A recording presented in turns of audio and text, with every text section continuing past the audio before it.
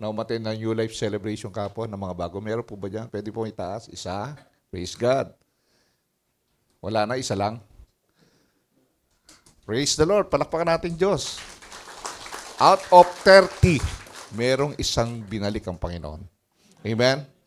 That means, merong isang inipo ang Diyos upang madinig ang kanyang mensahe. Amen? Sabi nga sa Bible, isang naligtas, nagdiriwang po ang Diyos sa harap ng maraming anghel sa langit. Hallelujah. Praise the Lord.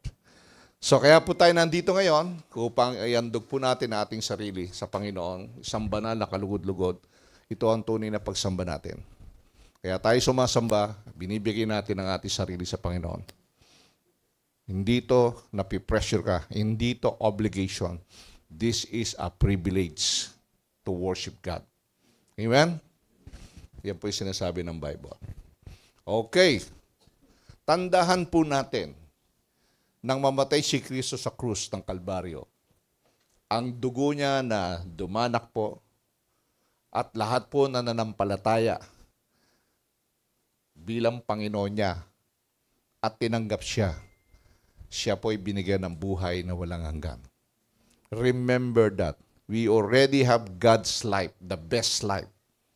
The best life that God gave it to us. Excellent life na walang katumbas po. Amen? In 1 John 5:11 says, and this is the testimony. God has given us eternal life. Ano binigay ng Diyos sa atin? Buhay na walang hanggan. And this life is in His Son. Nasaan yung buhay na yon? Nasa kanyang anak. Sino yung anak ng Panginoon? Sino po? Si Jesus. He who has the Son has life. He who does not have the Son of God does not have life. Ang tao na walang relasyon sa kanyang anak na si Jesus, walang buhay. Patay po yan spiritually. Pero ang mga tao po na may kaugnayan sa Diyos, buhay na buhay siya. Amen? So, I challenge the young generation. Anong ginagawa nyo mga youth? Marami kayong dahilan, pag-aaral, pagtatrabaho. Anong problema ninyo? You are blessed. At young age na kilala nyo ang Panginoon. Ako, sinisisi ko pa nga si Lord. Lord, bakit may edad na ako nang tawagin mo ako? Sabi sa Panginoon, nung pa kita tinatawag, ayaw mo lang makinig. Di ba? Kaya kayo mga young ones, anong ginagawa nyo? Paisisi sa buhay? Bakit? Akala nyo ba tatanda kayo? Hindi nyo alam kung hanggang kailan ang buhay nyo. Yung kasama ko sa Bible study, sa Malanday, at the age of 22, namatay. After a week, yung brother niya namatay. Nag-service po ako nung Friday night dun sa kanila. No one knows. 22 years old and 30 years old namatay. Ang sakit sa damdamin ng pamilya na magkasunod na namatay ang mahal mo sa buhay. Amen? Kaya sinasabi ko, don't waste your time. Huwag nyo sayangin ang buhay na bigay ng Diyos sa atin. Gamitin nyo yan para sa expansion ng kanyang kaharian kung saan ka tinalaga ng Panginoon. So, nasaan ngayon? Nasaan yung for 5 weeks na ating dinidisciples? Walang nag-push, walang nag-encourage sa kanila na dumalo ng gawain. Praise the Lord, meron po isa, si Nanay. Di ba? Praise God, Nay. Mapalad ka sa Panginoon. So, tungkulin natin, ipamuhay kung ano ang mayroon tayo sa atin. Ano ang mayroon tayo ngayon? Buhay na walang hanggan. Binigay ng Diyos sa atin. Di ba? Kaya tungkulin natin na ipamuhay natin yan, makita ng mga tao. Ito ang ibig sabihin ng paggamit ng yung pinakamausay na buhay sa Diyos. Your best life. The best life that God gave it to you, use it for His glory. Binigyan ka ng buhay eh. Anong gagawin mo dyan? Mag-enjoy lang, paisi-isi. Kaya nga sabi ko, abang bata ka, gamitin mo yan. Kasi hindi mo alam kung tatanda ka pa. Because only God knows ang iyong hangganan sa mundong ito. Always remember, lahat po tayo ay daranas po ng hirap habang nasa mundong ito. Ngunit sa mga pangyayaring yan, kasama natin ang Diyos. Paghirap na yan, at palalakasin tayo. Di ba?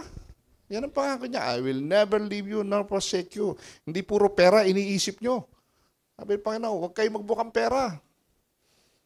Dahil alam ng Diyos kung ano ang kailangan mo. Ang nais ng Panginoon, magkaroon kayo ng maayos na relasyon sa bawat isa.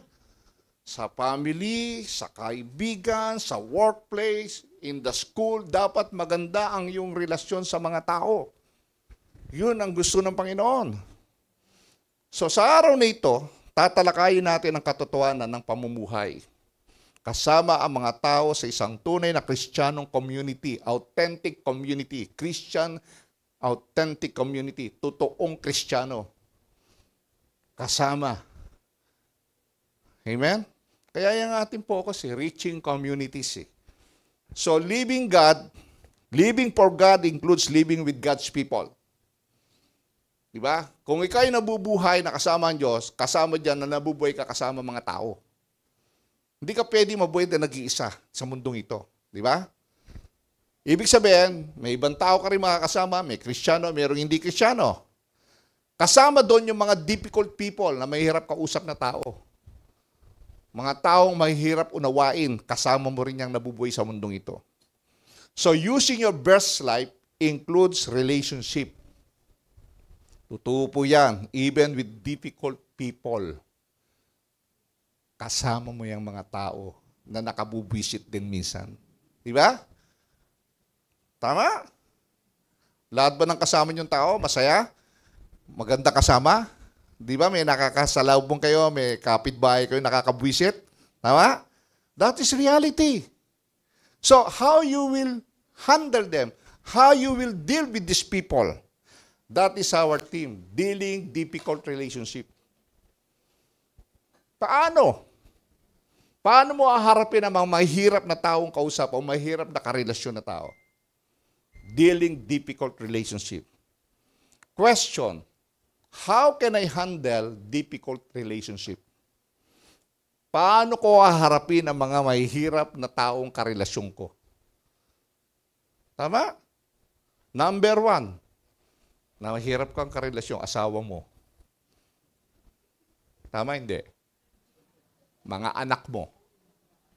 Mga in-laws mo. Di ba? Your neighbors. Tama? Paano maharapin mga yan? Iba-ibang karakter, iba-ibang intensyon, iba-iba ang desire sa buhay. Kaya yan ang pag-aaralan natin. Ang mga tao po'y takot po na masaktan ng damdamin. Normal, ang mga tao po'y very sensitive on their feelings. Kaya ang nangyayari, nagbi-build up sila ng wall ng division. Ayoko makisama dyan. Di ba? Wala. Dito, basta. Ayoko kasama yun dito. Okay lang ako mag-isa. Di ba? Tama, hindi. Tanggapin po natin. Mas malapit sa yung tao, mas masakit pag ikaw'y nasasaktan sa ginawa niya. Di ba? The closer you get close, the deeper those people can hurt you. Di ba? Tama, hindi. Mas buti pa hindi mo kakaano-ano. Okay lang yan, wala akong pakialam. Pero ito, mahal na mahal ko.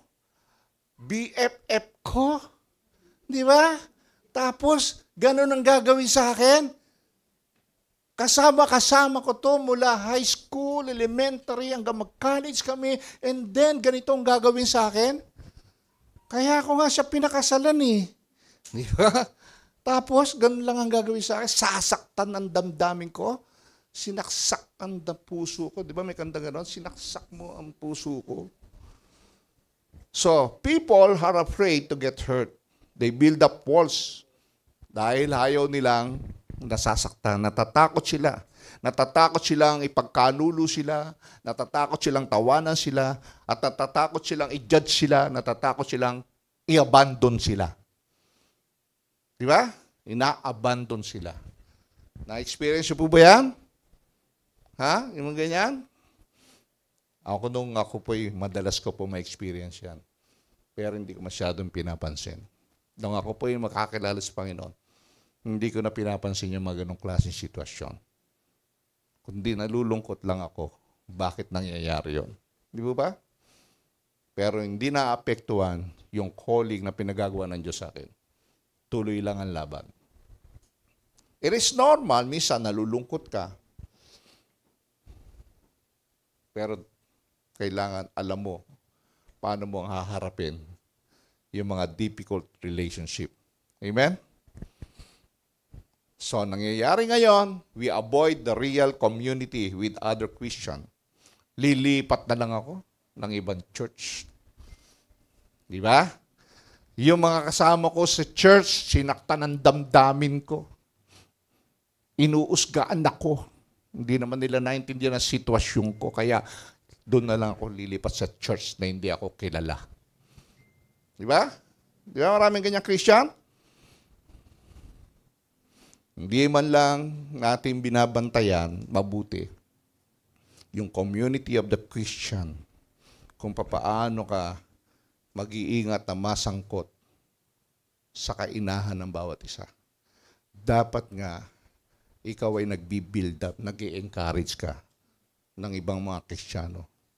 Hindi ka nagiging instrumento ng panghihina nila. O niyo po? Dahil very normal yung nasasaktan ka.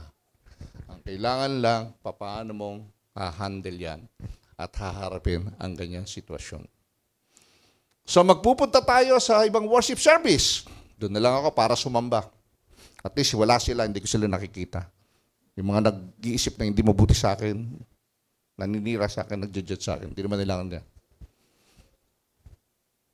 Ngunit sinisigurado nating makatakas agad. Attend na lang ako ng church, sige. Isa attend, okay. Pagkatapos sa service, ayaw makipag-usap. Diba? Hindi man siya lilipat, attend pa rin siya, pero pagkatapos sa service, umaalis agad siya. Ayaw niya makisalamuha. Burnout na siya. Ayaw niya makipag-usap. Alam niyo po, pag nabe-burnout ka, mas malaking problema yan. Ang sabi po ng mga psychologists, dapat nakikipag-communicate ka sa mga tao, nakikipag-interaction ka. Pag meron kang kausap, nilalabas mo yung laman ng puso mo, merong pinuproduce na chemical sa brain mo, yung tinatawag oxytocin, na maganda, nagiging masaya ka. Kasi nailalabas mo yung laman ng damdamin mo. Di ba? Kailangan mo ng accountability partner na merong nananalangin sa'yo, merong nagpapaalala sa'yo, merong gumagabay sa'yo. Hindi pwedeng wala. Sabi nga, no man is an island. Diba? Hindi ka pwede nag-iisa. Dinesign ng Diyos, may partner ka. Diba? Kaya nga nag-iisa si Adan eh. Nakita ng Diyos, hindi mabuti. Kailangan niya ng kapartner. Kaya yung mga katabi nyo, partner nyo dapat yan. Kaya lagi tayo nagpe-prayer to develop your relationship. Iba-iba yung nakakatabi mo. Holding hands, nagpapanalangin ang kayo dapat sa isa't isa. Amen? So, ang mga tao ay napipigilan mula sa tunay na community dahil sa takot. Takot masaktan. Takot mausgahan. Di ba? Kaya ayaw nila. Lumalayo. Yan ang problema. The truth is that if we engage in authentic community, we will get hurt. Kasi, nandyan yung may sumisita sa'yo. Di ba? May sumasaway sa'yo. May nagkukorek sa'yo. Ayaw kasi ng taong kinukorek siya. Ayaw na ayaw po. Nasasaktan sila. Dahil totoo naman talagang may risk sa pakikipag-ugnayan sa mga tao. Walang perfect relationship sa mundong ito. Ang perfect relationship sa langit kasama ang Diyos. Amen? Yet, without authentic community, we will not experience using our best life with God's people. At least according to the Bible. Yung buhay na binigay sa iyo ng Panginoon, the best life that God gave it you, the eternal life, Hindi mo magagamit yan pag nag-iisa ka lang. Na makapag-encourage po, na makapag-edify ng iyong kapwa. Lumalayo ka lagi. Di ba? Hindi ka dapat ganyan, kapatid. Especially if you're still young, dapat ganun ka ka-aggressive na maglingkod sa Panginoon dahil malakas ka pa na magagamit ka pa ng Diyos na matagal. Di namin katulad na masandaling panahon na lang kami sa mundong ito. Kaya, maraming church ngayon, they're focusing on the young generation. Kasi sila ang future leader ng iglesia hanggat hindi pa bumabalik si Lord. Di ba? So maraming Christian na mga bata ayaw paggamit sa Panginoon. Bakit? Nakapokus ang isip at puso sa mga sistemang kasiyahan ng mundong ito. Kaya ako wala akong gana magbasa ng social media. Dahil wala na akong makita kung totoo ba ito nababasa ko o hindi. Puro fake news ang mababasa mo. Pero kapag Bible ang binabasa mo, wala kang mababasang fake dyan. Lahat yan ay totoo. As a Christian, dapat ang binabasa mo ay ang salita ng Diyos na magpapatibay sa iyo at magbibigay sa iyo ng kasiguruhan. Na magpapakilala sa sino ang Diyos, anong dapat mong gawin. Paano ka pupunta ng langit? Mababasa mo lahat yan sa Bible. Ano ang gusto ng Diyos sa iyong buhay? Ano ang pinagagawa ng Diyos sa iyo? Nasa Bible lahat yan. Amen? Wala yun sa social media. Dahil kapag social media lagi mo binabasa, malalayo ka sa paniniwala sa Diyos. Maraming ganyan. Amen? Bakit? Dahil mas binabasa nila ang wisdom ng tao, hindi ang wisdom ng Panginoon. So, we will talk about this morning dealing with difficult relationship na inaarap natin araw-araw sa ating buhay. Even inside the church. Even the Christian family. We are going to look at 3 kinds of relationship that we are likely to get hurt. 3 klase ng relasyon na tunay na nasasaktan ka. At ang yung best life mo, yung buhay na walang gana sa iyo, didil mo yan kung paano mo i-handle ang difficult relasyon. Ang pangit o mahirap na relasyon sa mundong ito. So in the second letter po Apostle Paul kay Timothy, he mentioned 3 difficult relationships. These are disappointments, opposition, and loneliness. Diniscuss ni Pablo ito, sinabi niya kay Timothy, yung mga tahong nagbigay sa kanya ng disappointment, nabibigo siya sa mga expectation niya. Yung mga tahong kontra ng kontra sa kanya. Yung mga taong kasama niya na nagkaiwalay sila. Na nagbibigay po ng kalungkutan din sa kanya. Difficult relationship. Di ba? Lalo-lalo na po yung parents o family po nung Ginotisi, ang hirap nga ng apelido nila, Gonatisi family, na 1 linggo lang pagitan, namatay yung 2 anak niya. Namatay, tapos after a week, kalilibing lang, tapos wala pa nga daw 9 days, ito na naman, may kasunod na. Bibiring sana, di ba lingintay mo niya, Brad, 18 days, 2 eh. Di ba? At marami pong tao na hindi alam paano gagawin. Bakit nangyayari ito? Bakit, Panginoon, sinisisi ang Diyos? Bakit mo pinangyayari sa buhay namin ito? So, share ko sa inyo ngayon, biblically, how to handle this difficult relationship na tinagubilin po ni Pablo kay Timothy. Handle disappointment with forgiveness. At disappoint ka. Paano mo i-handle yan?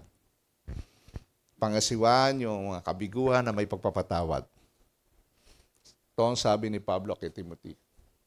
Magsikap kang pumarito agad sa akin, sapagkat iniwan ako ni Demas. Sino nag-iwan sa kanya?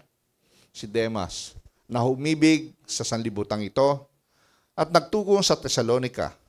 Si Crescente ay nagtungo sa Galacia at si Tito ay sa Dalmacia, so 3. Si Lucas lamang ang kasama ko. Sunduin mo si Marcos, hindi si Bongbong ha. Sunduin mo si Marcos at isama mo. Sapagkat siya'y kapakipakinabang sa akin sa ministeryo. Verse 12. Samantala, si Tikiko ay sinugo ko sa Epeso. Ang balabal na aking iniwan sa Troas kay Carpo ay iyong dalhin pagparito mo. At ang mga aklat, lalong-lalo na ang mga pergamino. These are final instruction of Paul to Timothy. He asked him to come to him quickly.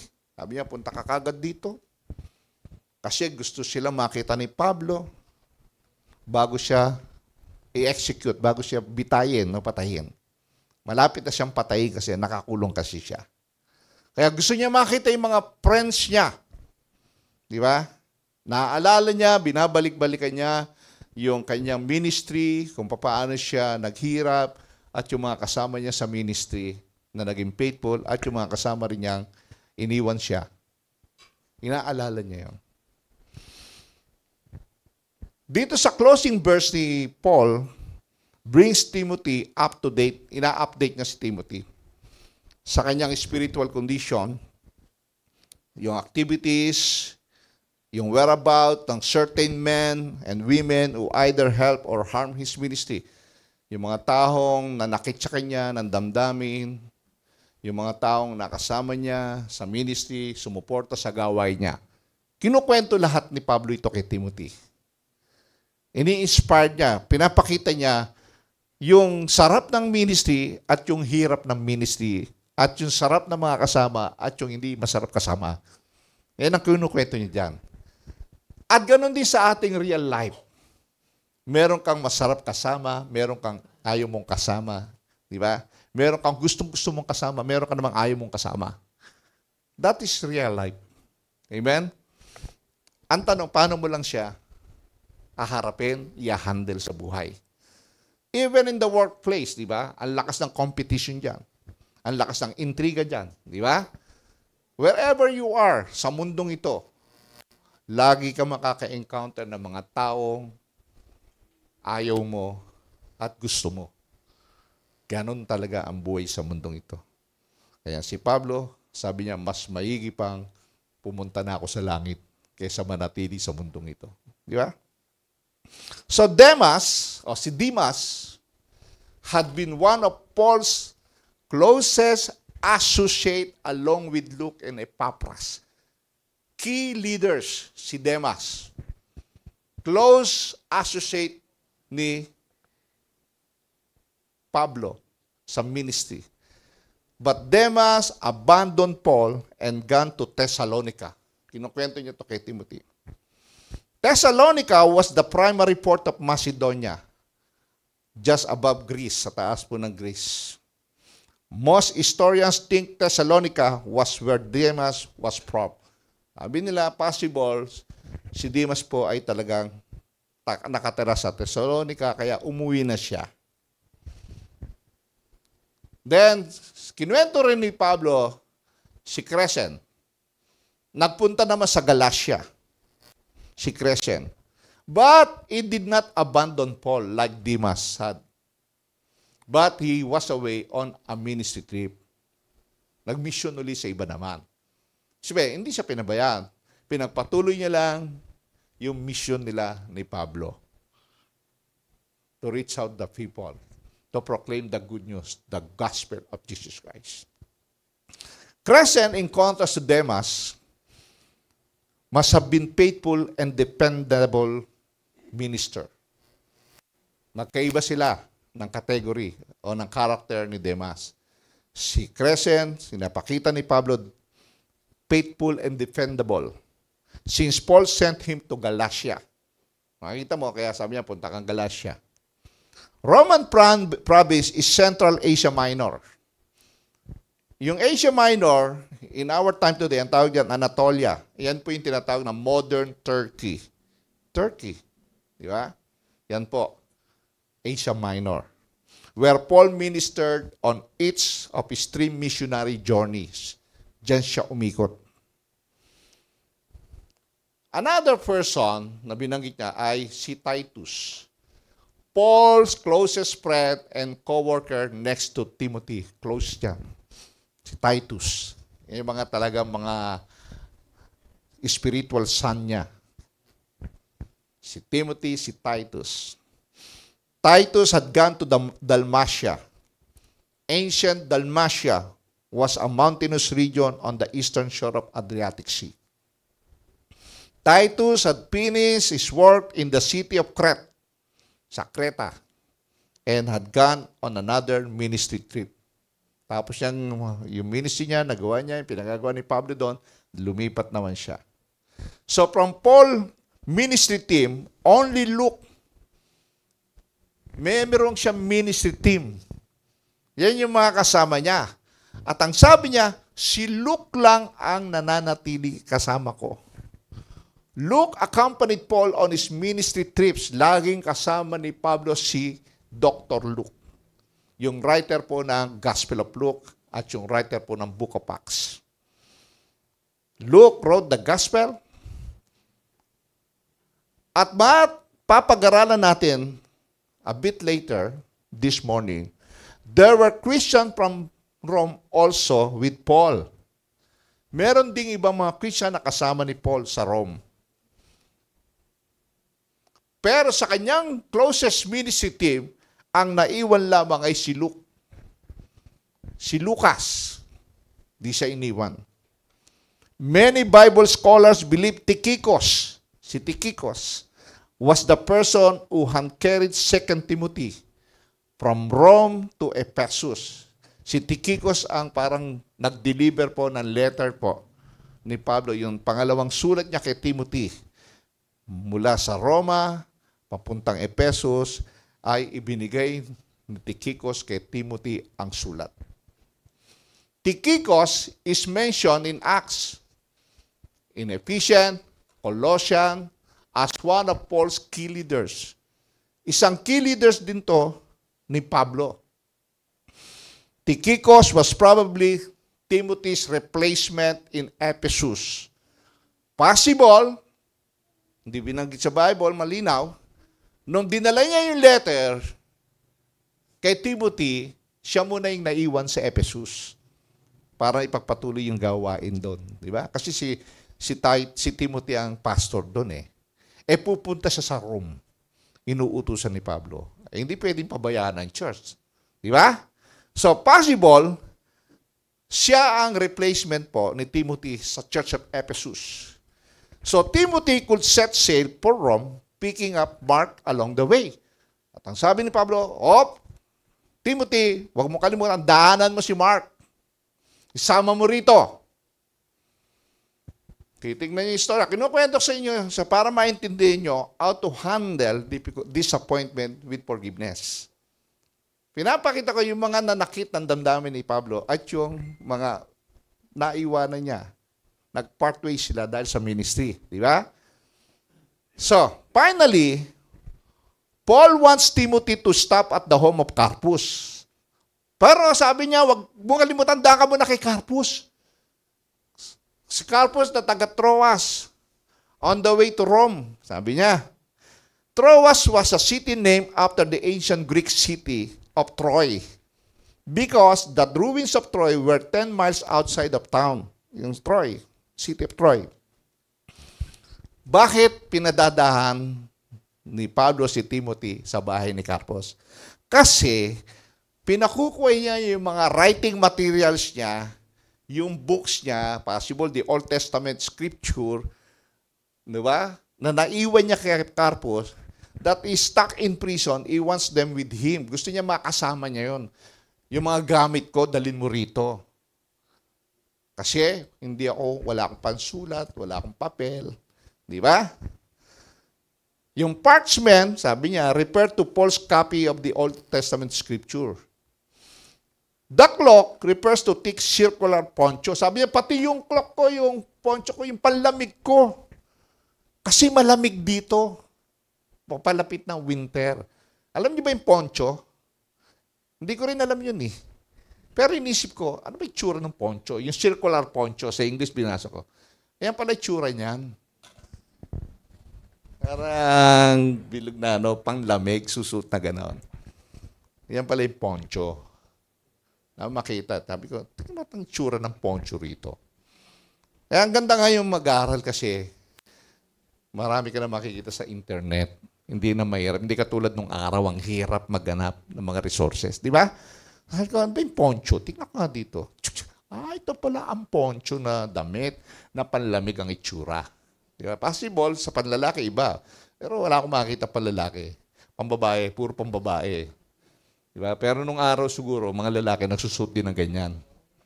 Parang panlamig. Dahil papalapit na winter, Paul needs to be kept warm in the drafty Roman prison. Sa ilalim po ng dungeon. Malamig kasi. Di ba? Therefore, in the midst of his imprisonment, Paul needs companions, his books, and clock. Dahil nakakainip doon. So, kaya nagre-review siya, nagme-meditate siya ng scripture. Binabasa niya. Habang binabasa niya yung scripture na giniginaw siya, meron siyang clock. Diba? Na-imagine nyo? Kaya pag nagbabasa ka ng Bible, ini-imagine mo yung sitwasyon. Nag-aralan namin sa Transforming Bible Study yan eh.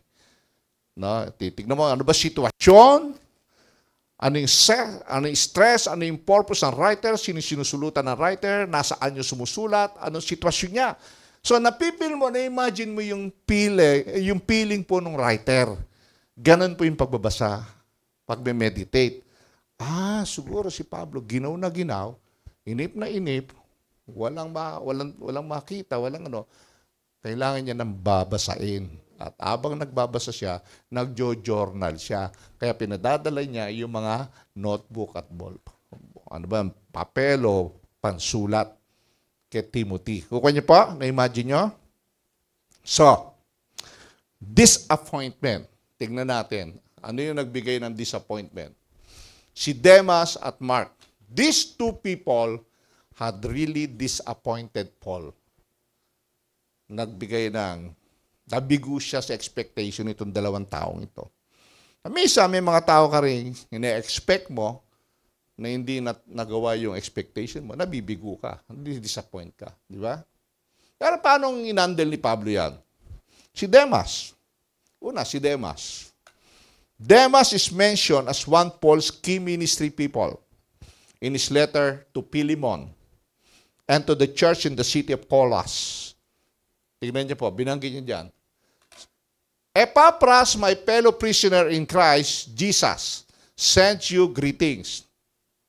And so do Mark, Aristarchus, Demas, and Luke, my fellow workers. So, pinakita niya dyan yung mga fellow workers niya. Doon sa Philemon. At sa Colossian din, binanggit niya si Demas. Our dear friend Luke, the doctor, and Demas send greetings. Diba? Binabati kayo ng ating kaibigang doktor na si Luke at si Demas. Yan ay mga ministry team ni Pablo na na-disappoint siya. However, something happened and Demas had abandoned Paul. Ano nangyari? He fell in love with this present world, sabi niya. Possible, si Demas po napagod sa hirap po ng ministry. Yung struggle niya, nakatulad ni Pablo, hindi niya kaya yung struggle ni Pablo. Matindi si Pablo sa kanyang ministry. Sa kanyang ministry team. Mahabang araw kang mawawalay sa pamilya mo, nag-treat ka, nabibiyahe ka, at sa iyong pagbibiyahe pa, nalalagay sa halanganin ng buhay mo, di ba? Di ba, dinabot niya doon sa gitna ng dagat, nasira yung barko nila. At minsan, nabubugbog pa sila, at tapos, kinukulong pa. Possible, si Demas napahagod sa ganung sitwasyon, hindi niya kinaya yung hirap ng ministry na kasama si Pablo. Nanghina siya sa mahabang pagbibiyahe na wala man lang misang makain. Hindi katulad ng mga pastor ngayon, busog. Nung araw, gutom ang pastor. Minsan, walang makain sila. Kaya nagtatrabaho sila Pablo, para lang may makain. Dahil ayaw nilang iasa sa church ang kanilang pangangailangan. Pero ngayon, majority po, hindi na nagugutom. At napakahirap ng malayo sa family for a month, di ba? A year, minsan, a day, nalalayo sila. At hindi nakayanan ni Dimas yun, yung hirap. Kasi nananabik siya para sa kaginawahan. Pag nasa bahay sila, relax siya. Sa isang buhay na malaya, walang hirap, at walang pakikibaka sa buong panahon ng ministeryo. Struggle to eh. Hindi ganun ang ministry. Ako po, nung nag-necrological service po ako nung Friday night, doon sa Ramcar Subdivision, muntik na akong mapaaway. Kala ko nga, mabubugbog ako doon eh. Yes, may mga kumukontra po na sinisigawan ako. Yes. At tinarap ko yun nang maayos. Tinanong ko rin siya sa mga tanong niya na hindi siya makasagot. Ang sinasabi niya, tinuturo mo yung Bible? Naniniwala ka sa Diyos? Nakita mo na ba ang Diyos? Sabi sa akin. Then sinagot ko siya, ikaw, naniniwala ka ba may Diyos? Oo, naniniwala ako may Diyos. Sabi niya, nakita mo na ang Diyos. Ganun ko siya. Ano? Ba't di ka sumagot? Sabi sa kanya, naniniwala ka may Diyos? Oo, nakita mo na. Parang binoljok ko. Tandaan niyo mga kapatid, sabi ko, ang demonyo, nanggugulo talaga yan para hindi niyo madinig ang katotohanan. Kaya ako naniniwala may Diyos kasi sinasabi ng Bible at nananampalataya ako sa salita ng Diyos. Dahil ang sabi ng Panginoon, mas mapalad ang naniniwala na hindi nakakita sa akin. Pero yung demonyo, ganun ko, guguluin ka niyan. Kaya huwag kayong makikinig sa mga demonyo. Dahil ang demonyo na parito upang magsinungaling, manggulo, magwasak, at sirain ang buhay naman. Pero si Kristo na parito upang bigyan ng masaganang, maayos na buhay ang mga tupa. Umalis eh. Akala niya siguro matatakot niya ako. Sanay na ako sa takutan, di ba? Kaya mahirap po ang ministry. Especially sa isang lugar ka na wala kang kakilala. Kaya alam niyo po ba, inimpress na sa akin ng Holy Spirit yung papunta pa lang ako doon, nagpipray na ako. Lord, ingatan mo po ako sa lugar na ito. Dahil hindi ko kilala ang mga tao doon, huwag mo akong iiwanan, huwag mo akong pababayaan. At ginawa naman ni Lord, siyang kumilos. Amen? So, hindi po ganun kadali. Naranasan possible yun ni Dimas.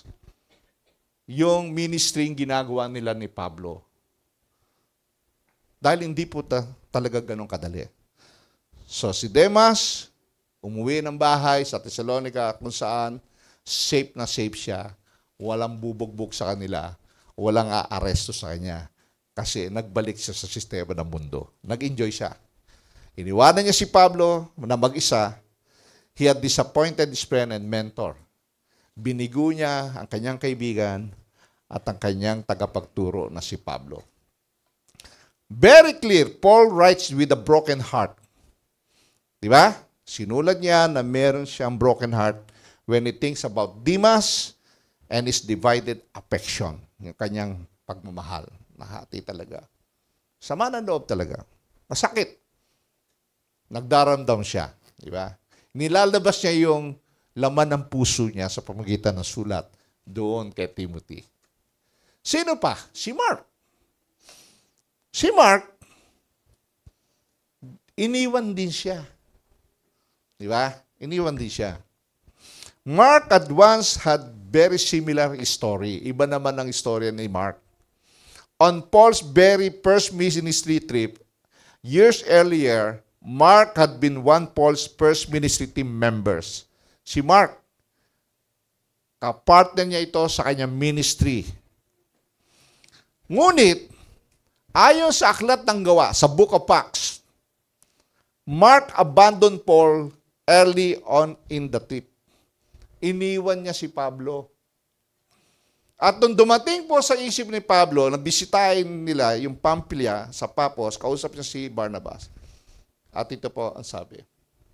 Sometime later, Paul said to Barnabas, "Let us go back and visit the brothers in all the towns where we preach the word of the Lord and see how they are doing." Sabi niya. Barnabas wanted to take John, si Mark. John Mark kasi yung tawag dyan pangalan niya. Called Mark with them. Sama natin si John Mark. Kasi pinsan ni Barnabas to Nakita niya? Siyempre, pinsan ko to. Mamalasakit ako. Kadugo ko to di ba? When Paul and his key leader Barnabas wanted to go on the second ministry, Barnabas wanted to bring Mark again. But Paul refused. No! Ayoko nang kasama yan. Hindi mo maaasahan yan si Mark. Because it disappointed me. Iniwan ako sa ere niyan, sabi ni Pablo. Wala akong maasahan dyan. Pag kailangan mo siya, wala siya. Sabi ni Pablo, iniwan ako. But Barnabas wanted to give Mark a second chance. Bigyan natin second chance, sabi ni Barnabas. Hindi niya alam kasin ko yun Pinsang ko yun Di ba? So the disagreement between Paul and Barnabas got so intense that they parted company. Nagkaroon sila ng pagtatalo. Iwalay tayo. Di ba? Tingnan niyo po Acts 15. But Paul did not think it twice to take him, because he had deserted them in Pamphylia and had not continued with them in the work. Sabi niya, dito ko nababasahin.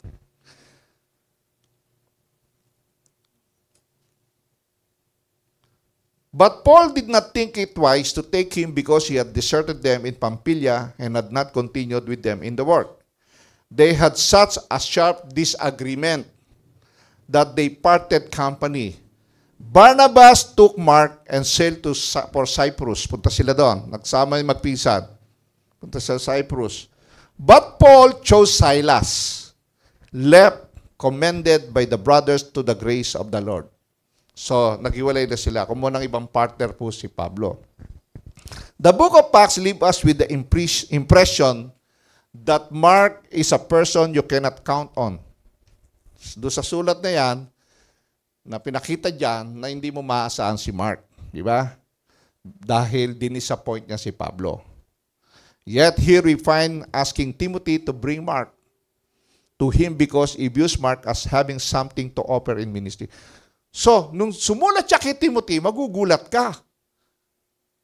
Diba? Sama mo si Mark dito sa Rome. So, possible, along the way, sa pagtakbo ng panahon, may nakita siyang kakaiba na kay Mark na maaasahan mo na sa ministry na talagang gano'n na siya katindi. Nagbago. Nag-commit na talaga sa ministry. Kasi sabi niya, maaasahan mo yan si Mark. Isama mo rito. Nakita niyo po? Minsan may mga kaibigan tayong ganon. Pero, hinuusga mo kagad. Baka along the way, na ma-realize niya yung maling ginawa niya at nagbago siya at pinagpatuloy niya yung pinagagawa ng Diyos sa kanya. At makikita mo na nagiging bagong tao na siya. So, pinakita rito ni Pablo kung paano niya na rin tinanggap si Mark at pinatawad na rin niya sa maling ginawa niya. Bakit? Sign yun ng forgiveness. Kasi para sabihin mo, sama mo si Mark dito, daanan mo. Sabi, okay na sila. Okay na kay Pablo, yung nananakit ng damdamin niya, pinatawad niya na yun. Dapat ganon din po tayo. No? Hindi natin kagad sinasara ang pintuan. Just open it. Dahil lahat tayo, remember this, lahat po tayo ay nasa proseso po ng pagbabago. Amen? Lahat po tayo, nagkakamali ng desisyon. Pero along the way of that, kikilos ang Diyos yan para iparealize sa'yo yung mali mong ginawa na dapat mong ayusin ang mga desisyon mo. Tama? That is why we keep on praying, Lord, give me a wise decision. every day of my life. Yun ang nakita ni Pablo kay Timothy. Kaya ang sabi niya, bring Mark to him because he views Mark as having something to offer in the ministry. Nakita niya may magagawa si Mark sa ministry. Tingnan natin, basahin ulit natin si Timothy. Luke alone is with me, sabi niya. Get Mark and bring him with you, for he is very useful. Sa ESV, kinuha ko dun sa NIV naman, helpful to me for ministry. Nakita niyo po? So along the way, sa pagmi-ministry, nakita nila yung pagbabago ni Mark. Naging very useful, aggressive, talagang gifted. Kaya makikita nyo, it is a sign that Paul forgiven Mark sa pag-abandon sa kanya. Kasi nakita niya, kumilos ang Diyos at nagbago. Possible, it will happen also to Demas. Di ba? Kaya ang hirap pong mag-usga sa kapwa. Kailangan unawahin mo bakit niya nagawa yon at ipag-pray mo siya na sana'y mabago siya. Amen po ba dyan, mga kapatid? Ito yung makukuha natin lesson dito sa naranasan ni Pablo. Na kasi lahat man tayo nakakaranas ng ganyan, di ba? Paano mo harapin yung mga difficult relationship? So, obviously, something has happened in Mark's life. And that something has so impressed Paul, na-impress si Pablo, that he wants Mark by his side for his last day. Di ba? Gusto ko makasama si Mark bago ako mamatay. Makakwentuhan man. Karoon man lang sharing, kung anong nangyari sa ministry niya. Di ba? Ganon? Di ba? Pag malapit ka na mamatay, gusto mo makasama yung mga mahal mo sa buhay. Di ba? Di ba? Sa habang nabubuhay pa yung mga mahal mo, lagi mong kwentuhan yan. Dahil pag namatay na yan, hindi mo na makakakwentuhan yan. Tama? Kaya sinasabi ko sa inyo, habang buhay pa ang parents nyo, mga bata, respect them, honor them, and love them. Kasi, nung maliliit pa kayo, inalagaan kayo ng parents nyo, pinalaki kayo, nagsikap sila, nagtrabaho sila para pakainin lang kayo at pag-aralin kayo. Diba? Ngayong matanda na sila, binabaliwala nyo na sila. Kawawang mga nanay at tatay. But as a Christian, dapat hindi tayo ganyan. Dapat mamahalin natin ang ating mga magulang. Wala pong sinabi sa Bible, honor your good parents. Ang sinabi, honor your parents. Amen? Ang liwanag? Kaya mga young ones, magising-gising sana kayo. Moreover, of course, eventually Mark will go on to write the Gospel of Mark. Nakita niyo po kung papaano nabago si Mark at siya po ay naging writer po na ginamit ng Diyos isulat ang Gospel of Mark. See, hindi nyo alam. Baka mamaya yung tingin mo dyan mukhang pasaway pero one day magugulat ka, binago ng Diyos at naging mightily na ginamit ng Panginoon. Di ba? Who knows? Hindi natin alam. Di ba? So both Demas and Mark were people who disappointed Paul. Yet, Paul is able to respond with them with forgiveness. Bagamat, inarap ni Pablo yan na may pagpapatawad. Naintindihan ko kayo. Hindi nyo kaya yung mga sakripisyo na katulad na ginagawa ko. Paul was able to give Mark a clean slate, a fresh chance. Binigyan niya ng bagong parang talahan na bagong pagkakataon si Mark. Ibig sabihin, pinatawad niya. At ako'y naniniwala, we are very sure Paul will do the same for Demas as well. Once Demas got his heart right with God, pag nakita yan ni Pablo na naging maayos na rin si Demas sa kanyang buhay sa Diyos, patatawarin din siya niyan. Di ba? Naniwala ba kayo doon? Yung mga nanakit ng damdamin nyo, pag-pray nyo, deal with them, maayos, Hindi magiging maayos po relasyon nyo. Mababalik uli yung dati yung maganda relasyon na nasira dahil sa mga misunderstanding at samahan ng loob. Di ba? Kristiyano tayo.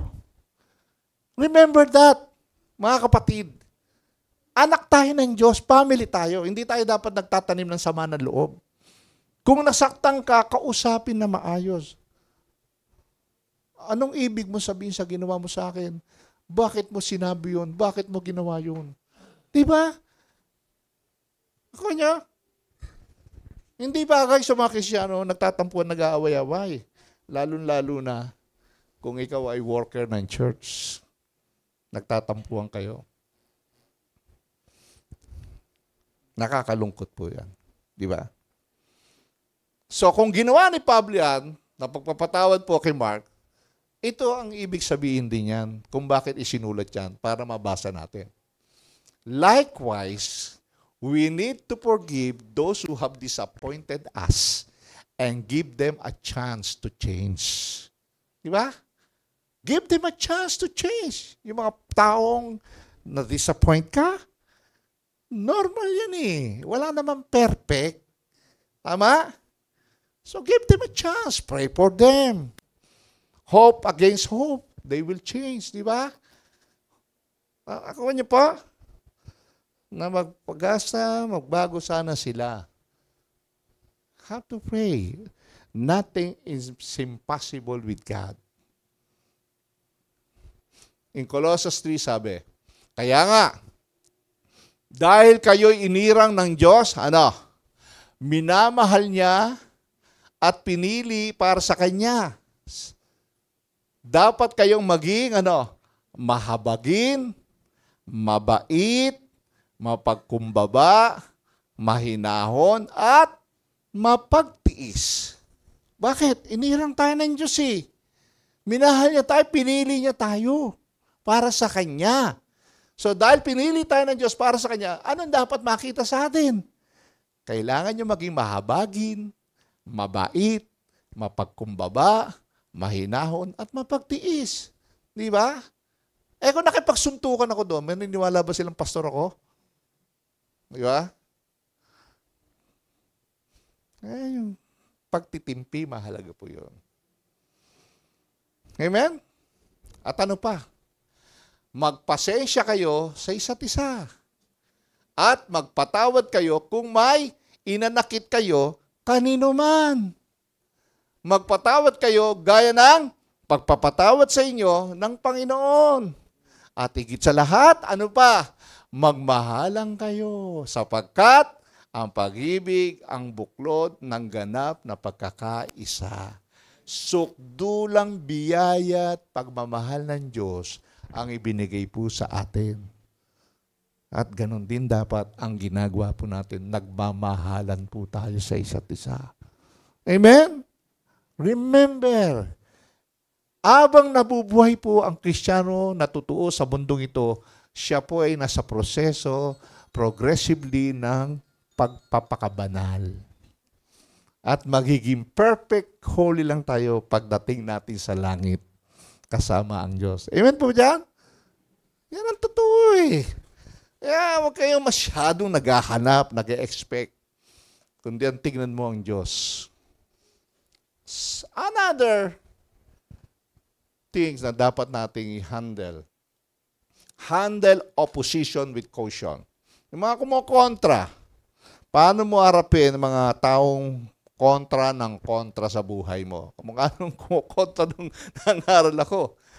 Binalik ko lang naman sa kanya yung mga tanong niya na hindi naman siya nakasagot. Di ba? Nanahimik. Di ba? So, Paul also deals with people who oppose him in his closing words to Timothy. Si Alexander, the metal worker, was one of Paul's opponents. Itong si Alexander. Si Alexander ay tila isang mananampalataya noon. Totoo man o hindi, ang Diyos lamang ang nakakalam kung talagang mananampalataya ito si Alexander. Ngunit kahit papaano ay nasira ang kanyang pananampalataya. Si Alexander, tignan nyo, sabi ni Pablo, holding on to faith and a good conscience. Some have rejected this and so have shipwrecked their faith. Parang isang barkong nasira yung kanilang pananampalataya. Among them are Hymenaeus, yon, and Alexander, whom I have handed over to Satan to be taught not to blaspheme. Binigay ko na kay Satanas yan. Baka sakaling makapag-isip-isilip sila magbago. Di ba? Mapahaba kang katawan, pero ang kanilang kaluluwa maliligtas. Sabi doon sa Korinto, di ba? Tinuro ko noon. Laging paborito ni Pablo yan. Pagka mga pasaway, bigay mo na kay Satanas yan. Di ba? Lagi niyang binabanggit yan eh. And unang Timothy uli, sa 18, sabi niya, Timoteo, anak ko. Anak niya sa Panginoon, di ba? Ang mga bagay na ito ay itinatagubin ko sa iyo ayon sa malaon ng iniula sa iyo. Ang ula nawang ito ang magpasigla sa iyo sa iyong pakikipaglaban. Ben, nakikipaglaban siya eh. Na may pananampalataya at malinis na budhi. May mga taong hindi sumunod sa kanilang budhi at dahil dito ay winasak nila ang kanilang pananampalataya. Kabilang dito si Hymenaeus, si Alejandro. Ibinigay ko na sila kay Satanas upang turuang huwag magsalita ng laban sa Diyos. Nasa ko na sa Tagalog. Most Bible scholars believe Alexander was part of a faction in the early church that was anti-Paul. Galit sila kay Pablo. These people question the legitimacy of Paul's calling as an apostle of Jesus Christ. Kino-question nila yung pagiging liitimong apostol ni Pablo. They didn't view Paul's 12 letters as scripture. Ayaw nilang tanggapin. Hindi nila tinuturing na mga sulat ni Pablo ay galing sa Diyos. They didn't like the fact that Paul refused to insist that non-Jewish Christians follow the Jewish law. Hindi nila nagustuhan kasi tinatanggihan ni Pablo na igihit sa mga Udyo-Kristiyano yung batas nila, yung Jewish law. Di ba? Hindi nila nagustuhan yon. Nga ang katotohanan, ayaw ni Pablong igihit na sundin ng mga non-Jews yung Jewish law. Galit sila. Mga Udyo kasi mga yan. So this faction would follow Paul around wherever he went. Ang nangyari ngayon yung grupo nila Alexander, kahit saan pumunta si Pablo, sinusundan nila. At pag galing si Pablo doon, may hiwanan na sinisirahan nila si Pablo. Mali ang mga teaching niya yan. Sinasabi nila. So, sinirahan si Pablo at pinipinsala nila yung kredibilidad ni Pablo bilang mangangaral. So, Paul mentioned this same group in Galatia, in 2 Corinthians, Philippians, and here in 2 Timothy. Binabalahan ni Pablo si Timoteo na mag-ingat kay Alexander dahil kahit na siya ay pinalaya sa simbahan, in-excommunicate to aktibo pa rin siyang sumasalungat sa mensahe ni Pablo. Kaya may mga tao po, minsan nakasama natin, na umalis dito sa sama ng loob, kung sila'y naninira, i-correct niyo yan. Diba? Sabi ni Pablo. So how did Paul handle this? Paano inarap ni Pablo to? And how do we handle ours? Kung paano inarap ni Pablo yung problemang yan, opposition, ikaw, yung mga opposition mo, paano mo inaharap yan? Paano yung kinukontra? Sabi nga kay Brother Christian, ibang klase talaga si Lord. Yung ginagawa kong preaching, una niyang pinaramdam din sa akin muna kung paano ko aarapin yung opposition. Grabe, namamangha ko. Nung nangangaral ako ng Friday night, pumasok sa isip ko to, may opposition. Sa MC pa lang, nag-u-oppose sa yung taong yun, dalawa yun. Doon sa nag-MC ko. Tapos nung ako pa rin, mas matindi ang opposition. So how you handle that? Sabi ko, Lord, paala ka na. Okay. We need to handle opposition with great caution. Ingat ka. Kaya nung umatras akong konti, tumingin ako sa left and right ko, baka may mga doon. Di ba? Hindi mo alam, baka biglang may pumalo sa'yo doon. Tinitingnan ako sa malayo, habang nangangaral, baka biglang may mambato sa'yo, para at least magaling ako umilag, di ba? Ganun kasi, may risk talaga . Dahil may mga oposisyon, may ginagamit ang dyablo na sisirahan ka sa katotohanan ang ipinapahayag mo sa mga tao. Di ba? Kaya ingat-ingat din po talaga. Di ba? So, how Paul handled that? Allow God's justice to have its way. Payagan mo, ayaan mo ang katarungan ng Diyos ang siyang kumilos. Habang nakipit ako in the Spirit, I am praying. Sabi ko, Lord, patigilin mo nga yung taong yan. Di ba? So, Paul says, maraming ginawang kasamaan sa akin si Alejandro, si Alexander, na panday ng tanso. Gagantihan siya ng Panginoon ayon sa kanyang mga gawa. Bahala na ang Panginoon sa pinaggagawa niya. Di ba? Hindi ikaw ang gagawa. Ang Diyos po ang gagawa. Huwag kang gaganti. Ayaw mo si Lord ang kumilos sa mga buhay ng tao yun na naninira sa iyo. Kapag tinuturo mong katotohanan at sinisiraan ka, si Lord ang kikilos. Di ba? Sabi ni Pablo, do not repay anyone evil for evil. Be careful to do what is right in the eyes of everybody. Yun, nasa isip ko. Huwag mong gantihan yan. Mag-iingat ka kasi pinagmamasdan ka ng mga tao. Di ba? If it is possible, as far as it depends on you, live at peace with everyone. Do not take revenge, my friends, but leave room for God's wrath. For it is written, it is mine to avenge. I will repay, says the Lord. Kinuha yan ni Pablo sa Deuteronomy 32. Makikita niyo po. Sa Tagalog, para mas maliwanag, huwag ninyong gantihan ang sino man ng masama sa masama. Nang masama sa masama, isipin ninyo ang mga bagay na kapuri-puri sa harapan ng lahat ng mga tao. Kung maaari hanggang sa inyong makakaya, ay makipamuhay kayo ng mapayapa sa lahat ng mga tao. Ang mga minamahal, huwag ninyong ipagiganti ang inyong sarili, kundi ipaubaya yon sa galit ng Diyos sapagkat nasusulat, akin ang pagiganti, ako ang gaganti, sabi ng Panginoon. Nakita niyo? Pag naargabyado kahit inargabyado, ka nang gumanti. Just pray, Lord, bahala ka na po. Alam mo, tamang ginawa ko. Gano'n si Pablo. Binubugbog na nga, di ba? Pero, hindi siya gumaganti. Let justice to God.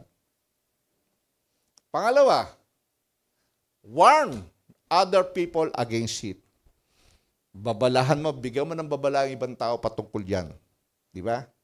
2 Timothy says, you too should be on your guard against him because he strongly opposes our message. Ingat-ingat ka dyan, ha, Timothy. Ha? Matindi yan. Ha? Kasi, sinasalungat yan ng ating mga pinapangaral. Kinukontra niyan. No? Binabaliktad niya. Di ba? Pag-alis ko dyan, yun, sasabi niya, mali yung mga turo ni Pablo. Parang ganyan sinasabi niya. Ay, ingat-ingat ka dyan. Sabi ni Pablo kay Timothy. Di ba? Paano pa yung narap? Rely on God's comfort and strength. Talagang, Lord, comfort me. Naiinis na ako. Di ba? Parang ganon. Pero because of God, yung mga salita niya, nasa isip, na huwag kang gaganti. Di ba? Hayaan mo si Lord ang kumilos. Sabi naman niya, gawin mo lang pinagagawa ko, hindi kita iwanan, hindi kita pababayaan. So, umasa ka, si Lord na magko-comfort sa iyo at bibigyan ka ng strength. Ito yung sabi niya kay Pablo. At my first defense, no one came to my support, but everyone deserted me. Iniwan ako. May not be held against them, but the Lord stood at my side and gave me strength, sabi niya. So that through me, the message might be fully proclaimed at all the Gentiles might hear it. And I was delivered from the lion's mouth. Pinalaya ako sa bibig ng mga leon. Yun. Yung mga naninira sa kanya. Panguli, hope for God's intervention. Hayaan mo, umasa ka na ang Diyos po ay mag-i-intervene sa gulo. Kikilos siya. The Lord will rescue me, sabi niya, from every evil attack. Yan. He will attack him. In-attacking yung demonyo eh. And will bring me safely to His heavenly kingdom. To Him be glory forever and ever. Amen. So, dumarating minsan yun sa buhay natin, na mga demonyo, nandyan talaga. Para i-discourage ka, asarin ka, sirahin ang decision mo sa buhay. But Paul says, let justice to God. Ayaw mo si Lord ng kumilos. Ayaw mo mag-intervene si Lord. Siya ang gagante para sa'yo. Di ba? Amen? Ganti yan. Pray for them. Sabi nga ni Jesus, love your enemies. Hirap noon, di ba? Pero magagawa mo yon pag naniniwala ka sa Panginoon. Lord, sabi mo, love my enemies, bahala ka na. Di ba? Lagi ko ang sinasabi ang aking prinsipyo, basta tama ang ginagawa mo sa harapan ng Diyos, i-reward ka ni Lord. Pag mali ang ginagawa mo, didisiplinahin ka ng Diyos. Amen? Yan ang prinsipyo ko. Handle opposition with caution. Pangatlo, handle loneliness with hope. Saan nalulungkot tayo? Itong huling kategorya na ito, na sinulat ni Pablo, na ang mga taong nahiwalay sa Kanya. Nahiwalay sa Kanya. Di ba, minsan may mga taong nahiwalay sa atin, asawa, mahal sa buhay, mga nag-a-abroad. Alungkot. Di ba, namimiss mo. Yan din yung nararamdaman ni Pablo. It is normal for us as a Christian. Nalulungkot ka, di ba? So, saan ka kukuha ng kalakasan? Sa Panginoon. Di ba? Or, yung mahal mo, namatay na, di ba? Iniwan ka na. Lungkot po yun. Di ba? Hindi po yun madali. Taliwas ito sa dalawang uri ng tao na binanggit ni Pablo. Ito ang mga taong gusto nating makasama. No, yung dalawa, si Mark Divas, iba to. Ito naman yung mga taong gusto nating kasama at natutuwa si Pablo kasama. Ngunit sa anumang kadahilanan na hindi natin magagawa, ang mga ito ay may mga taong lumipat ng lugar o kung sino may mga pangyayaring kung bakit kayo nagkaiwalay, di ba? Lagi ko nga sinasabi na nung ako po yung nasa Heritage, sabi ko, darating ang araw sa mga youth doon, magkakaiwa-iwalay tayo. At baka dalhin kami sa ibang lugar para mangaral at meron naman silot padadala rito. Dapat maging expected nyo yan na hindi tayo permanente magkakasama. Di ba? So, ang titignan mo ngayon, si Lord. Baka merong ibang ibibigay sa iyo si Lord naman para makasama mo. Di ba? Sa ministry. At nangyari naman talaga yung sinabi ko. Nawala nga ako doon, napunta naman ako dito. Kasi sabi ko rito, minsan, dating araw, magkakaiwa-iwalay rin tayo. Unos, baka kunin na ako ni Lord, di ba? Iwalay-iwalay tayo. Malungkot kayo, masaya naman ako. Di ba? Kasi nasa piling ka na ng Diyos eh. Tama? Yun yung reality. Gusto kong intindihin nyo yun. Na dapat ang strength and joy nasa Panginoon, hindi sa tao. Amen? Dapat pansamantala lang yung kalungkutan mo sa tao. Pero time will come, mag-susubside din yan. Iko-comfort ka ni Lord. Palalakasin ka ni Lord. Di ba? Yan yung sabi ni Pablo. Okay. Tingnan nyo, sino itong mga taong ito? Greet Priscilla and Aquila and the household of Onesiphorus. Erastus stayed in Corinth, and I left Trophimus sick in Miletus. Mga binabanggit niya. Do your best to get here before winter. Eubulus greets you, and so do Prudence, Linus, Claudia, and all the brothers. The Lord be with you, be with your spirit, grace be with you. Si Priscilla and Aquila, sabi niya, Paul first met them in city of Corinth. Nung mag-asawang ito ay pinalayas po sa Roma sa pagiging Udyo. Udyo kasi pinalayas sa Roma. Nagkita sila sa Corinth. So these two became important support team po ni Pablo do sa Corinth. And Paul wished they were not separated by so many miles. Sana hindi tayo nagkalayo, sabi ni Pablo. Kasi masaya siya dito sa mag-asawang ito na tumulong sa kanyang ministry. Ganon din sabi niya yung sambahayan ni Onesiphorus. Back in chapter 1, makikita niyo po, dinescribe po ni Pablo how Onesiphorus had opened the press Paul's spirit. Paano siyang pinasasaya ni Onesiphorus? Ito po sabi niya, "May the Lord show mercy to the household of Onesiphorus because he opened repressed me and was not ashamed of my chains." Sabi niya, pagpalain nawa ng Diyos ang sambahayan ni Onesiphorus sapagkat sa maraming pagkakataon, ako'y inaliw niya, pinasaya niya, at hindi niya ako kinaya bilang isang bilanggo. Hindi niya kinaya, sabi niya. Nakita niyo po? Di ba sarap nung ganong kaibigan, hindi ka ikinakaya? Lagi kang ini-encourage, pinalalakas. Yun yung mga magandang kaibigan na dapat natin kasama. Yung mga kinasaway ka sa mali mo, kinukulit yung mali mo, tapos ini-encourage ka. Yan ang mga tunay na kaibigan. Hindi ka binobola. Kundi sinasabi sa yung totoo. Di ba? Yan. Si Erastus, sabi dyan si Erastus, balikan natin. Di ba? Si Erastus, sabi is one of those people na mimiss din niya. Erastus is on a ministry trip to the city of Corinth in modern-day Greece. Nag-minister din sa Corinth. Nagkaiwalay siya, nasa Roma siya, nasa Corinth na. Si Trophimus, na mahal din ni Pablo, si Trophimus, but Trophimus may sakit. Ako, nabalitaan ko, may sakit yung friend ko na nasa Miletus. Miletus was a city western coast of Asia Minor. Sabi niya, kamusta na kaya si Miletus na may karamdaman? Nawa ay siya'y pagalingin ng Panginoon. Di ba? Kayo ba? Di ba kayo nalulungkot kapag yung friend nyo, kaibigan nyo, naraman nyo may sakit? Di ba? Kasi family. Katulad ng isang kapatid nating inopera sa appendicitis. Di ba? Nagpipray natin at naging matagumpay. Binisita natin at binigyan natin ng church na kahit konting tulong na makakayanan. Sabihin, pagpapakita yun ng pagmamahal at malasakit. Di ba? Kasi family. Always remember that. Then Paul closes by relaying greetings from some of the Christians in the city of Rome. Sabi niya, early church tradition claims that Linus and his wife Claudia became their leaders in the Roman church.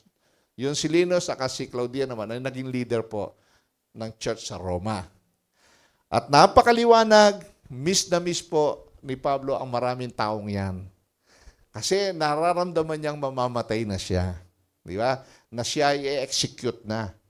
So, na-miss niya Timothy enough to ask him to drop his ministry assignment to sail to Rome. Iwanan mo muna dyan. Biyahe ka papunta Rome. Bahala na si Tychicus yan habang wala ka. So, na-miss niya ang mga friend niya, si Priscilla, si Aquila, mga co-workers niya, si Tychicus, si Erastus, and Trophimus. Yet, various circumstances had separated them. Iba-ibang kadailanan, nagkaiwalay sila. Ano ang siguradong panlunas sa kalungkutan? Ano ang antidote pag ikay nalulungkot? Doon sa mga nawalay kayo. May the Lord show mercy to the house of Onesiphorus, sabi niya, repress him, okay? The sure antidote for loneliness is that the fact that we will see them again, if not this life, sure in the next life. Yan ang antidote. Kung hindi na kayo muli makikita sa buhay dito, for sure, kung sila'y totoo, makikita kayo sa next life na masaya na kasama ang Diyos. That is the truth. Amen? Pag hindi nyo pinaniwalaan yan, hindi nyo mararanasan ang salita ng Diyos. Paniwalahan yung salita ng Diyos. Kung hindi man kayo nagkita rito, nauli. Pero one day, magkikita uli kayo sa next life. Lagi ko sinasabi death is the beginning of true life. Pag namatay ka, pasimula yan ang tunay na buhay. Saan? Doon sa Diyos. Kasi yun ang tunay na buhay. Kapiling mo ang Diyos. Amen? sigurado, kikita kayo. Kaiwalay mo kayo dito, at matagal na, hindi na kayo nakita, napunta siya sa malayong lugar, hanggang nawala ka na. But one day, kikita rin kayo doon. Di ba? Ito yung sabi ng Thessalonica, brothers, we do not want you to be ignorant about those who fall asleep. Fall asleep sa mga Kristiyano, ang tawag ni Jesus Christ, natutulog lang. Or to grieve like the rest of men who have no hope. Huwag tayong tumulad sa mga taong walang pag-asang pagkakakilala sa Diyos dahil lagi na lang nalulungkot dahil sa namatay nilang mahal sa buhay. Tayo mayroong pag-asa. Tama? Magkikita ulit kayo sa next life. Sabi niya. Tignan nyo yung nangyari kay David. Kilala niyo si King David? Nang mamatay yung kanyang anak, kay Bathsheba, nananalangin siya, nag-prayer and fasting siya, iniling niya pagalingin yung anak niya, pero hindi pinaintulutan ni Lord na pagalingin. Di ba? Ano ang reaksyon ni David? Nung buhay pa, umiyak siya, nagpa-fasting siya, ayaw niyang mag-ahit, ayaw niyang makapag-usap, kasi nananalangin siya. Pero nang mamatay na, ano ang reaksyon niya? Ito. His servants asked, nagulat ng mga tao, why are you acting this way? While the child was alive, you fasted and wept. But now that the child is dead, you get up and eat. Hindi namin maintindihan. Yung sinasabi ng Thessalonica eh. Yung mga walang relasyon sa Diyos, hindi nila talaga maintindihan. Di ba? Sabi niya, he answered, while the child was still alive, I fasted and wept. I thought, who knows, the Lord may be gracious to me and let the child live. Di ba? But now that he is dead, why should I fast? Patay na eh. Di ba? Can I bring him back again? I will go to him, but he will not return to me. Magkikita rin naman kami. Pero dito sa mundo, hindi na siya babalik. Di ba? Ano pa magagawa ko? Patay na. Ano, maglulungkot pa rin ako? Hindi mag-enjoy. Kumain na ako. Wala nang magagawa. Patay na siya eh. But, I will go to him, but he will not return to me. Ako na ang pupunta sa kanya one day. Pumunta naman siya, di ba na namatay siya? Amen? Ba't ang lulungkot nyo? Di ba? That is the message of God. That is the reality of life. How you will handle difficult relationship. Mahirap na relasyon. May mahal ka na nawala, may mahal ka na nandyan, may mga taong kasama mo na nakakainis, pero just give it to the Lord. Amen? That is the reality. Ang mahalaga, abang nabubuhay kayo, nagmamahalan kayo, nagmamalasakitan sa isa't isa, at nag-uunawaan kayo. Amen? Pag meron kayong disagreement, you pray together. Tayo mag-away, pray nga tayo na maging maayos ang ating damdamin at kaisipan. Di ba? Kasi nag-aaway tayo, hindi maganda yan. Amen? Just keep on pray. Love one another. Amen? So I pray na tayo po ay may natutunan. Tayo po ay manalangin. Purin ka, haming ngawang Diyos sa langit. Napakahirap din po talaga, Panginoon. Minsan, nararanasan po namin na aming karelasyon ay nagkakaroon kami ng misunderstanding at hindi pagkakaunawahan. Dalangin po namin, Lord, na patuloy niyo kami bigyan ng karunungan. Paano po namin haharapin yung mga ganitong sitwasyon namin nararanasan? Nakalungkutan. Tunay, Panginoon, ikaw ang bibigay ng kagalakan, kalakasan po sa amin. At kami nagtitiwala, Panginoon, na alam mo kung ano makakabuti po sa amin. Salamat, Panginoon, sa iyong mga salita, nagbibigay po ng pag-asa. Na ang aming pag-asa ay nasa iyo lamang. Dahil one day naman, Panginoon, sa iyong pagbabalik sa tamang panahon, ay magkikita uli kami, sama-sama kami na iyong mga anak, na maglilingkod sa iyo at magdiriwang, Panginoon, at magpupuri po sa iyong kabutihan. Salamat sa katotohanan ito, Panginoon. Dahil kailanman hindi ka nagkulang, hindi mo kami pinabayaan. Lagi mo po kami pinalalakas sa aming buhay. Tulungan niyo po kami, Panginoon, ipahayag sa amin ang mga nais mong gawin namin habang kami nabubuhay pa. Ang dalangin po namin, gamitin niyo po kami instrumento, Panginoon. Siya'y kaliligtas po ng maraming kaluluwa. Nilalapit po namin, Panginoon, yung mga tao na pinadala mo.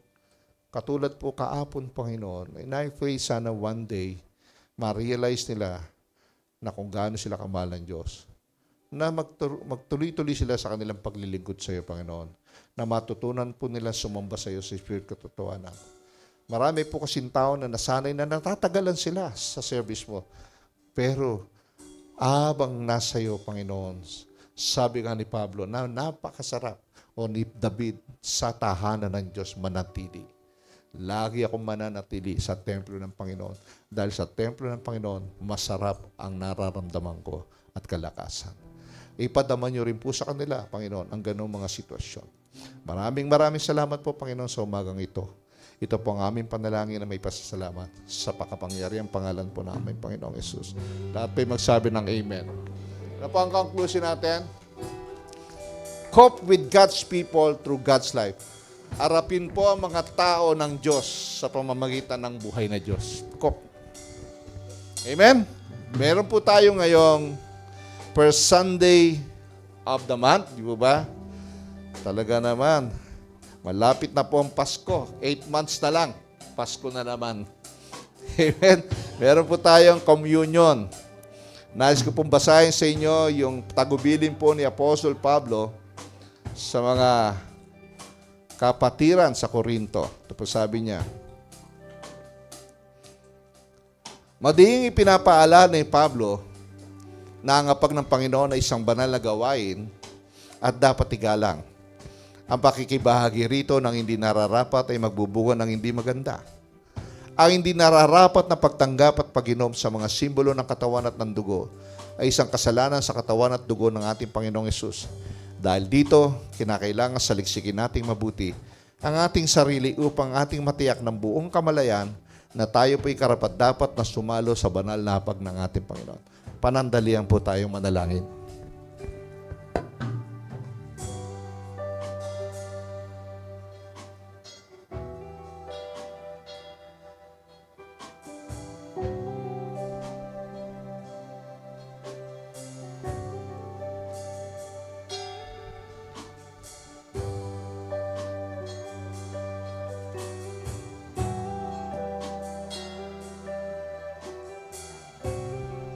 Sige po, atin na pong ipamahagi ang simbolo ng katawan at dugo ng ating Panginoon.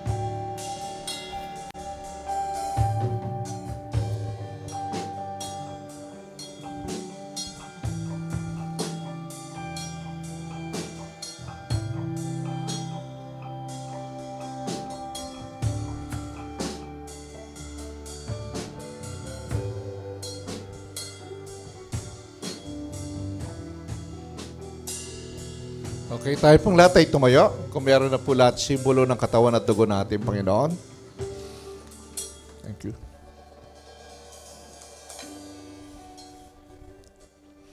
Sige po. Taas po natin ang simbolo ng katawan ng ating Panginoong Jesucristo upang ipanalangin po. Sige po. Sige po, tayo pong lahat ay manalangin. Amin Diyos sa banal na buhay at makapangyarihan sa lahat. Panginoon, patuloy po kami nagpupurit, nagpapasalamat sa mga osong ito, Panginoon, na aming buhay. Salamat po, Panginoon. Hawak po namin ang iyong simbolo ng tinapay na kumatawan, Panginoon. Ginawa mo, Panginoon, sa krus ng Kalbaryo, Lord God. Salamat po sa iyong katawan, Panginoon, na nagkalatay-latay, Panginoon, na sugatan, Panginoon. Patuloy namin na alahanin ito, Panginoon, habang po kami nabubuhay, Lord God. Sa ginawa mong sakripisyo, Panginoon, sa ginawa mong pag-ibig sa amin, Panginoon, tunay pong napakabuti mo, Lord God. Kaya salamat po, Panginoon. Minsan pa, purihin ka, dakilain ka sa pangalan ni Jesus. Amen. Taas po natin ang simbolo ng katawan ni Kristo. Itong aral na tinanggap ko sa Panginoon at binibigay ko naman sa inyo.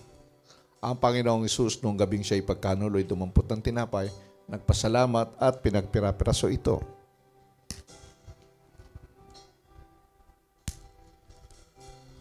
At kanyang sinabi, ito ang aking katawan na inihahandog para sa inyo.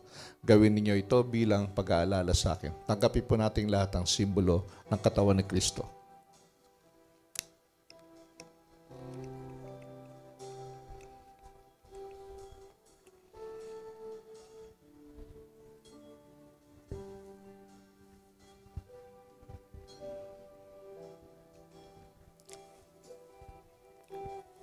Ngayon naman po ating pong ipanalangin ang simbolo ng dugo ng ating Panginoon.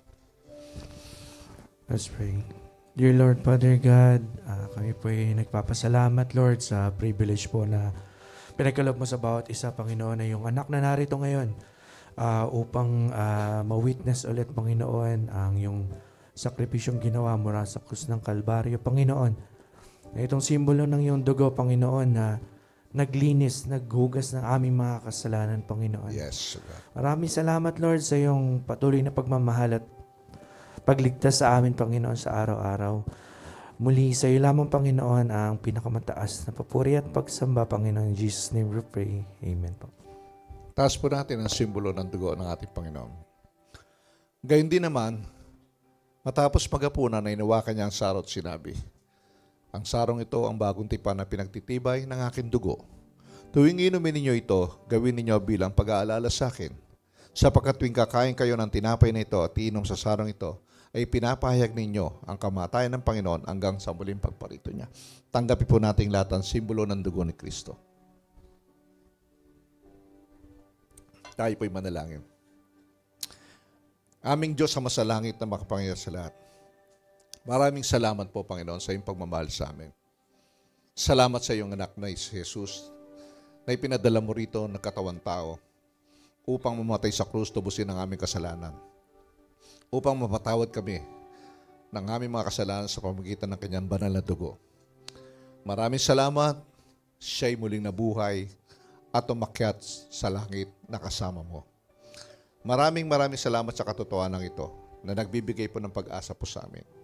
Lagi po namin alalahanin ang pagmamahal at pag-ibig na ginawa mo po habang kami nabubuhay sa mundong ito hanggang sa iyong muling pagparito. Naway lubusan kayong pabanalin ng Diyos na siya nagbibigay ng kapayapaan at naway panatili niyang walang kapintasan ng buo ninyong katawan, ang inyong espiritu, kaluluwa at katawan hanggang sa pagparito ng ating Panginoon Jesucristo. Tapat po ang tumawag sa inyo at gagawin niya mga bagay nito. Sumayin niyo nawa ang pag-ibig at pagpapala ng ating Panginoong Jesucristo. Ang lahat po magsabi ng Amen. God bless po sa inyong lahat, mga kapatid.